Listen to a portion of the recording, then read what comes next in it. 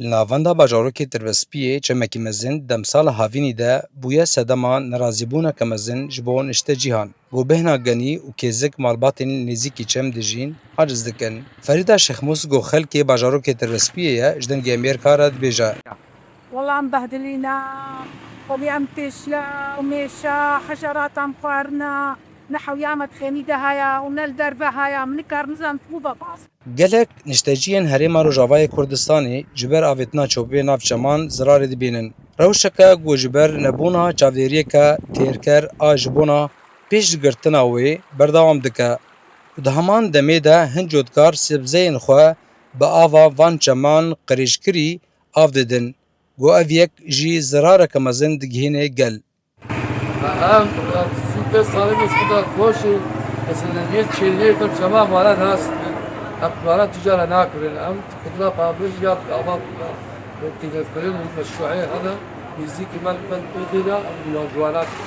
Tevî hewildanên çalakvanên jîngihê jî ev kiryar berdewam dikin. Ev avaya gu tiştê ji xwaringeha, ji metbexê, ji tiştê ê çandiniyê bixwe gotê dikeve cema de xwê cem bilind dikê.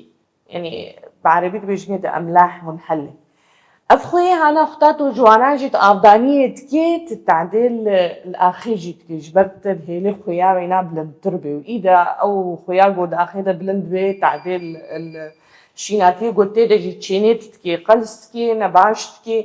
Îdî bê gelek karê jê re dibêj bo tu wê axê vegerênê xurtbûna wê berê. Pere jê ev dibin û kav jê ev dibe û gelek سپۆری ژێر دبێژ بۆ تشتێکی ویۆ بکێ تعدایایەنە گەلکی بلندە سەر ئاخر. Bandora qirêjiya çeman tenê bihêwirdor re sînordar nîne. Ew bandorê li tendirustiya gel jî dike û dibe sedema gelek nexweşiyan wekî kolêra, leşmaniya û nexweşiyên roviyan.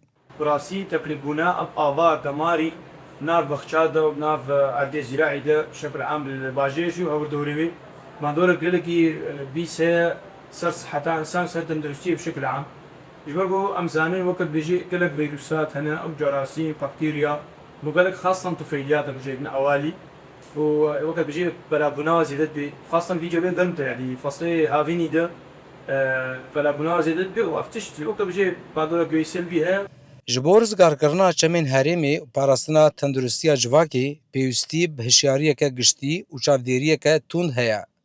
Heta ku çareseriyên bingehîn neyên dîtin û avêtina çopê neyê qedexekirin dê ev metirsî her roj mezin bibe. Çemên ku herdem çavkaniyên jiyanê bûn, îro li benda gavan e da ku venekerin çavkaniyê nexweşî û mirinê. Delîl Slêman, Dengê Amêrika, Tirvespiyê.